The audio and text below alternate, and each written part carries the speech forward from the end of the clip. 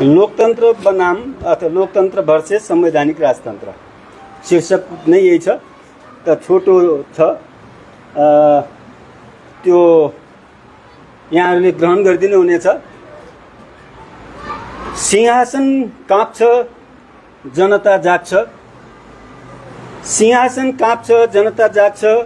स्वतन्त्रता खोज्न क्रान्ति अघि लाग्छ।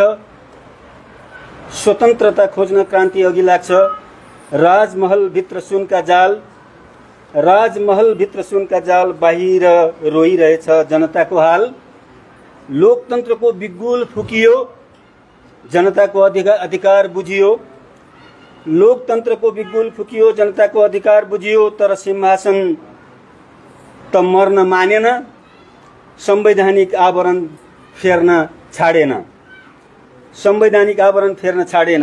गद्दीमा बसेका हरेक नेतृत्व चतुर खेलाडी, गद्दीमा बसेका हरेक नेतृत्व चतुर खेलाडी, संविधान लेख्ने एकातिर तर काममा आफै गफाडी।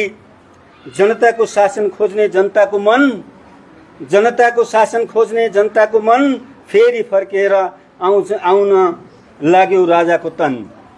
फेरि फर्केर आउन लाग्यो राजाको तन। लोकतन्त्र भयो भोटको खेल, लोकतन्त्र भयो भोटको खेल। राजतन्त्र लुक्यो नियमको जेल।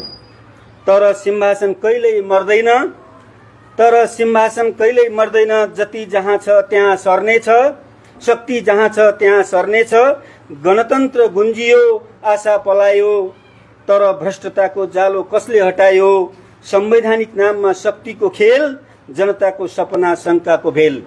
जनताको सपनामा शङ्काको भेल। सत्तामा शिखरमा सधैँ उही चेहरा, सत्ताका शिखरमा सधैँ उही चेहरा। कहिले राजा कहिले नेताको पहरा।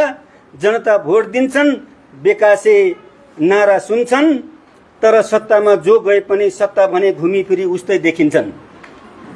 लोकतन्त्र कि संविधान संवैधानिक राजतन्त्र? अब प्रश्न छ, लोकतन्त्र कि संवैधानिक राजतन्त्र? कसले जित्ला यो युगको मन्त्र? कसले जित्ला यो युगको मन्त्र? जनताको शक्ति कता छाउला, नयाँ बिहानी कहिले आउला। धन्यवाद, नमस्कार।